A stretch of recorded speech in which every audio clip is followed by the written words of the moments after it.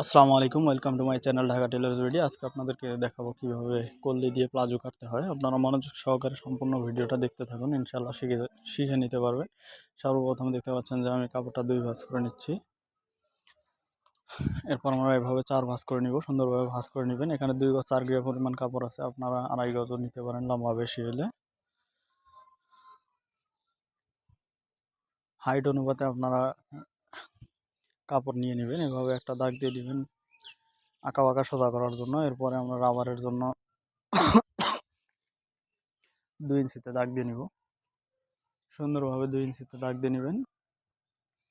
দাগ দেওয়ার পরে এখান থেকে আপনারা লম্বাটা মেপে নেবেন।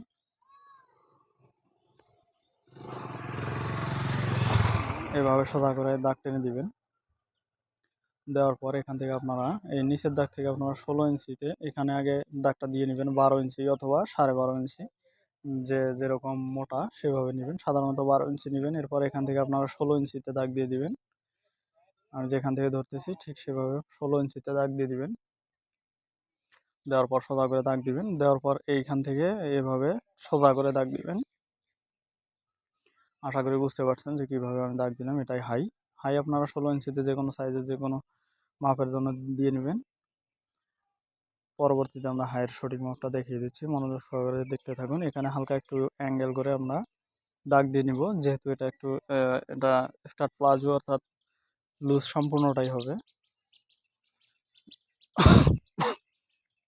ঠিক এভাবে শেপ দিয়ে নেবেন সুন্দরভাবে।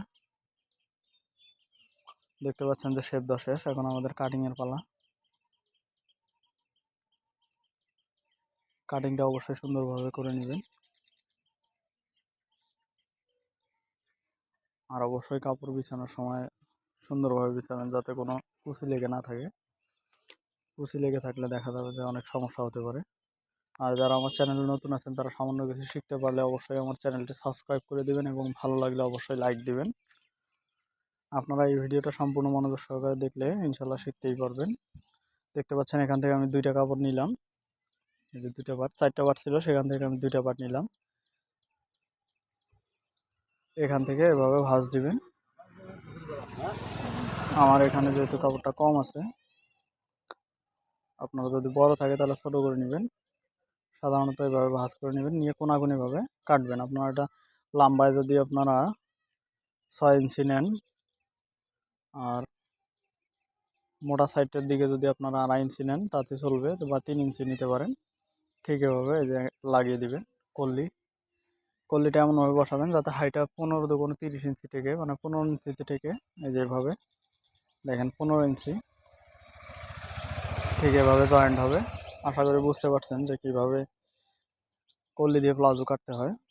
আবারও বলছি, যারা চ্যানেলে আমার নতুন আছেন তারা অবশ্যই চ্যানেলটি সাবস্ক্রাইব দিবেন, তাহলে আপনারা সবার আগে নতুন নতুন ভিডিও পেয়ে যাবেন ইনশাআল্লাহ।